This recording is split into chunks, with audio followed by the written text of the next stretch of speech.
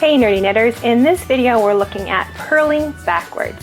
Instead of turning our work to purl across the row in stockinette, I'm going to show you how to just keep your needles in the same hand and just work back across the row without turning your work. We're going to work this Continental style with the working yarn in the left hand. And be sure to stick around because I'm going to show you what to do if you have to set your work down in the middle of a row and you don't remember if you were knitting a row or working backwards purling a row. There is a way to check and know exactly where you are in your pattern.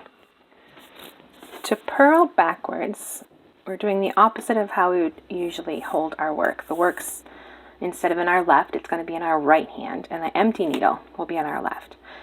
Now, we start by inserting from right to left into the stitch, the left leg of the stitch. Wrap our yarn up and over and pull it through. And that's how you purl backwards. Insert into that left leg from left to right, wrap the yarn up and over and pull it through. Insert, wrap the yarn, pull it through. Insert, wrap the yarn, pull it through. And that is how you purl backwards.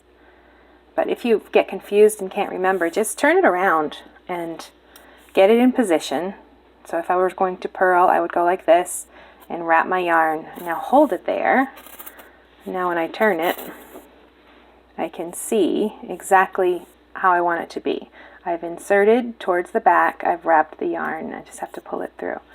You find your stitch, the right leg's in the front, the left leg's in behind. We're inserting into the left leg, right into the center of the stitch, bringing the yarn up and over.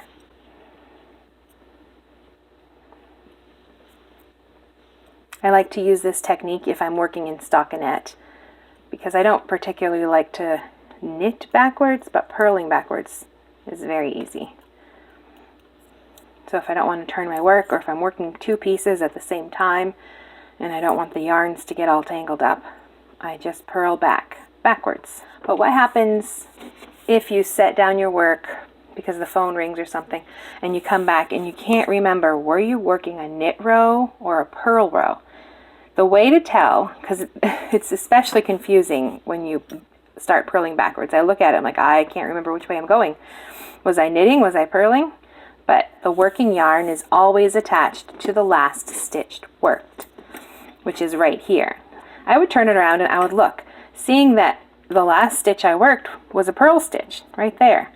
So I know I'm working purl row. So I can continue across this way, or I can turn it around and finish my row.